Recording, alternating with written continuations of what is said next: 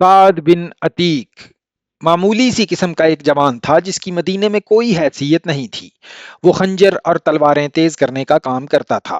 اس میں خوبی یہ تھی کہ خدا نے اسے آواز پرسوز اور سریلی دی تھی، اور وہ شاہ سوار بھی تھا۔ راتوں کو کسی محفل میں اس کی آواز سنائی دیتی تھی تو لوگ باہر آ کر اس کا گانا سنا کرتے تھے۔ کبھی رات کو وہ شہر سے باہر چلا جاتا اور اپنی ترنگ میں گایا کرتا تھا۔ اس نے اسلام قبول کر لیا۔ ایک رات وہ پرسوز لے میں شہر سے دور کہیں گا رہا تھا۔ ایک بڑی خوبصورت اور جوان لڑکی اس کے سامنے یوں آن کھڑی ہوئی جیسے کوئی جن یا چڑیل انسان کے حسین روپ میں آ گئی ہو۔ سعد گھبرا کر خاموش ہو گیا۔ اس آواز سے مجھے محروم نہ کر جو مجھے گھر سے نکال لائی ہے، لڑکی نے کہا۔ مجھے دیکھ کے تو خاموش ہو گیا ہے تو میں دور چلی جاتی ہوں۔ اپنے نغمے کا خون نہ کر۔ تیری آواز میں ایسا سوز ہے جیسے تو کسی کے فراق میں نغمہ سرا ہے۔ کون ہے تو؟ سعد نے کہا۔ اگر تو جنات میں سے ہے تو بتا دے۔ لڑکی کی جل ترنگ جیسی ہنسی سنائی دی۔ صحرا کی شفاف چاندنی میں اس کی آنکھیں ہیروں کی طرح چمک رہی تھیں۔ بنو قریظہ کے ایک یہودی کی بیٹی ہوں اور میں مسلمان ہوں۔ مذہب کو درمیان میں نہ لا، یہودن نے کہا۔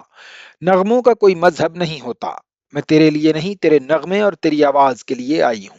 سعد اس یہودن کے حسن میں کھو گیا اور یہودن اس کی آواز سے مدہوش ہو گئی، اور آواز کے طلسم نے انہیں اس رشتے میں جکڑ لیا جسے موت بھی نہیں توڑ سکتی۔ اس کے بعد بھی وہ ملے۔ وہ ایک دوسرے کے قیدی ہو گئے۔ ایک روز یہودن نے اسے کہا کہ سعد قبول کرے تو وہ اس کے پاس آ جائے گی اور اسلام قبول کر لے گی۔ 2-3 روز ہی گزرے تھے کہ مدینہ محاصرے میں آ گیا۔ سعد بن عتیق کا کام بڑھ گیا۔ اس کے پاس تلواریں، خنجر اور برچھیوں کی انیاں تیز کروانے والوں کا ہجوم رہنے لگا۔ وہ راتوں کو بھی کام کرتا تھا۔ ایک روز یہ یہودن اپنے باپ کی تلوار اٹھائے اس کے پاس آئی۔ تلوار تیز کرانے کے بہانے آئی ہوں، یہودن نے کہا۔ آج ہی رات یہاں سے نکلو ورنہ ہم کبھی نہیں مل سکیں گے۔ کیا ہو گیا؟ پرسوں شام میرے باپ نے مجھے کہا کہ قبیلے کے سردار کعب بن اسد کو میری ضرورت ہے۔ یہودن نے بتایا۔ باپ نے حئی بن اخطب کا نام بھی لیا تھا۔ میں کعب کے گھر چلی گئی۔ وہاں حئی کے علاوہ 2 اور آدمی بیٹھے ہوئے تھے۔ وہ اس طرح کی باتیں کر رہے تھے کہ مسلمانوں کے آخری دن آ گئے ہیں۔ کعب بن اسد، حئی بن اخطب اور قریش کے درمیان اس لڑکی کی موجودگی میں معاہدہ ہوا اور مسلمانوں پر عقب سے حملوں کا منصوبہ طے ہوا۔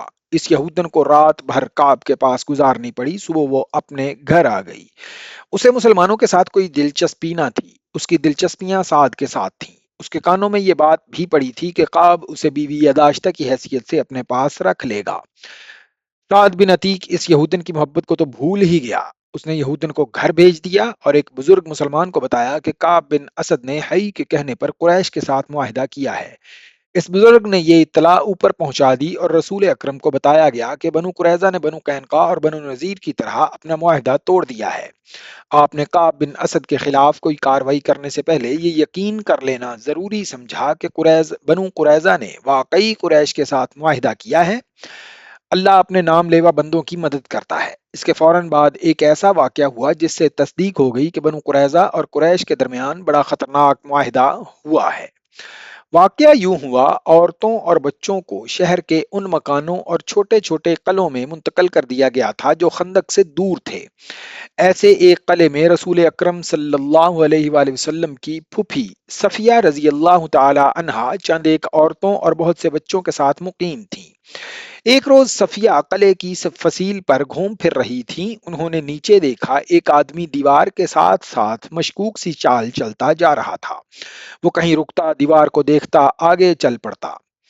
صفیہ اسے چھپ کر دیکھنے لگی۔ صاف پتہ چلتا تھا کہ یہ آدمی قلعے کے اندر آنے کا کوئی راستہ یا ذریعہ دیکھ رہا ہے۔ صفیہ کو اس وجہ سے بھی اس آدمی پر شک ہوا کہ شہر کے تمام آدمی خندق کے قریب مورچہ بند تھے یا جنگ کے کسی اور کام میں مصروف تھے۔ اگر یہ کوئی اپنا آدمی ہوتا اور کسی کام سے آیا ہوتا تو دروازے پر دستک دیتا۔ قلعے میں عورتوں اور بچوں کے ساتھ صرف ایک مرد تھا۔ یہ تھے عرب کے مشہور شاعر حسان بن ثابت۔ صفیہ نے حسان سے کہا کہ نیچے ایک آدمی مشکوک انداز سے دیوار کے ساتھ ساتھ جا رہا ہے۔ مجھے شک ہے وہ یہودی ہے۔ صفیہ نے حسان سے کہا، تم جانتے ہو حسان، بنو قریظہ نے دوستی کا معاہدہ توڑ دیا ہے۔ یہ شخص مجھے یہودیوں کا مخبر معلوم ہوتا ہے۔ بنو قریظہ ہم پر عقب سے حملہ کریں گے تاکہ ہمارے مردوں کی توجہ خندق سے ہٹ جائے اور وہ پیچھے آ جائیں۔ یہودیوں کے پاس ہمارے مردوں کو مورچوں سے نکال کر پیچھے لانے کا یہ طریقہ کارآمد ہوگا۔ وہ ان قلعوں پر حملے شروع کر دیں گے جن میں عورتیں اور بچے ہیں۔ نیچے جاؤ حسان، اللہ تمہارا نگہبان ہو۔ اس شخص کو للکارو، اگر وہ واقعی یہودی ہو تو اسے قتل کر دو۔ خیال رکھنا اس کے ہاتھ میں برچھی ہے، اس کے چوغے کے اندر تلوار بھی ہوگی۔ اے عظیم خاتون، حسان شاعر نے کہا، کیا آپ نہیں جانتی کہ میں شاعر ہوں جو صرف جوش دلا سکتا ہے، جوش میں آ نہیں سکتا۔ شاعر سے توقع نہ رکھو کہ وہ اس آدمی کے مقابلے میں جائے گا جو اتنی دلیری سے قلعے تک آ گیا ہے۔ مورخ ابن حشام اور ابن قتیبہ نے لکھا ہے کہ عرب کے عظیم شاعر کا یہ جواب سن کر رسول اکرم کی پھوپھی صفیہ نے اسے قہر کی نظروں سے دیکھا اور ایسے طیش میں آئیں کہ خود اس مشکوک آدمی کو پکڑنے یا مارنے کے لیے چل پڑیں، لیکن یہ نہ دیکھا کہ ایک مسلح مرد کے مقابلے میں جاتے ہوئے ان کے ہاتھ میں کون سا ہتھیار ہے۔ وہ جلدی میں جو ہتھیار لے کر گئیں وہ برچھی نہیں تھی، تلوار نہیں تھی، وہ ایک ڈنڈا تھا۔ صفیہ دوڑتی ہوئی باہر نکلی اور اس مشکوک آدمی کے پیچھے جا رکیں جو دیوار کے ساتھ ایک اور جگہ کھڑا اوپر دیکھ رہا تھا۔ کون ہے تو؟ صفیہ نے اسے للکارا۔ مشکوک آدمی نے بدک کر پیچھے دیکھا۔ اگر وہ کسی غلط نیت سے آیا نہ ہوتا تو اس کا انداز کچھ اور ہوتا، مگر اس نے برچھی تان لی۔ صفیہ نے اس کا چہرہ دیکھا تو کوئی شک نہ رہا، وہ یہودی تھا اور وہ بنو قریظہ کا ہی ہو سکتا تھا۔ اسے یقین تھا کہ ایک عورت اور وہ بھی ایک ڈنڈے سے مسلح اس کا کچھ نہیں بگاڑ سکے گی۔ تجھ پر خدا کی لعنت، صفیہ نے للکار کر کہا، کیا تو بنو قریظہ کا مخبر نہیں ہے؟ محمد کی پھپھی یہاں سے چلی جا۔ یہودی نے کہا، کیا تو میرے ہاتھوں مرنے آئی ہے؟ ہاں، میں بنو قریظہ کا آدمی ہوں۔ پھر تو یہاں سے زندہ نہیں جائے گا۔ یہودی نے کہکہا لگایا اور بڑھ کر برچھی ماری۔ جس تیزی سے وہ برچھی آئی تھی اس سے زیادہ تیزی سے صفیہ ایک طرف ہو گئی۔ یہودی کا وار خالی گیا تو وہ سنبھل نہ سکا، وہ آگے کو جھکا اور اپنے بڑھتے ہوئے قدموں کو روک نہ سکا۔ صفیہ نے پوری طاقت سے اس کے سر پر ڈنڈا مارا۔ ایک عورت کے بازو میں خدا کا قہر آ گیا تھا۔ یہودی رک کر سیدھا ہوا لیکن اس کا سر ڈولنے لگا۔ صفیہ نے اسے سنبھلنے کا موقع نہ دیا اور اس کے سر پر پہلے سے زیادہ زور سے ڈنڈا مارا۔ اب یہودی کھڑا نہ رہ سکا، اس کے ہاتھ سے برچھی گر گئی، پھر اس کے گھٹنے زمین سے لگے۔ صفیہ نے اس کے سر پر جس سے خون بہ رہا تھا، خون بہ بہ کر اس کے کپڑوں کو لال کر رہا تھا، ایک اور ڈنڈا مارا۔ وہ جب بے ہوش ہو کر لڑک گیا تو صفیہ اس کے سر پر ہی ڈنڈے مارتی چلی گئیں جیسے زہریلے ناگ کا سر کچل رہی ہوں۔ صفیہ نے اس وقت ہاتھ روکا جب یہودی کی کھوپڑی کچلی گئی اور اس کا جسم بے حس ہو گیا۔ صفیہ قلعے میں چلی گئی۔ حسان، صفیہ نے اپنے شاعر حسان سے کہا، میں وہ کام کر رہی ہوں جو تمہیں کرنا تھا۔ اب جاؤ اس یہودی کے ہتھیار اٹھا لاؤ اور اس کے کپڑوں کے اندر جو کچھ ہے وہ بھی لے آؤ۔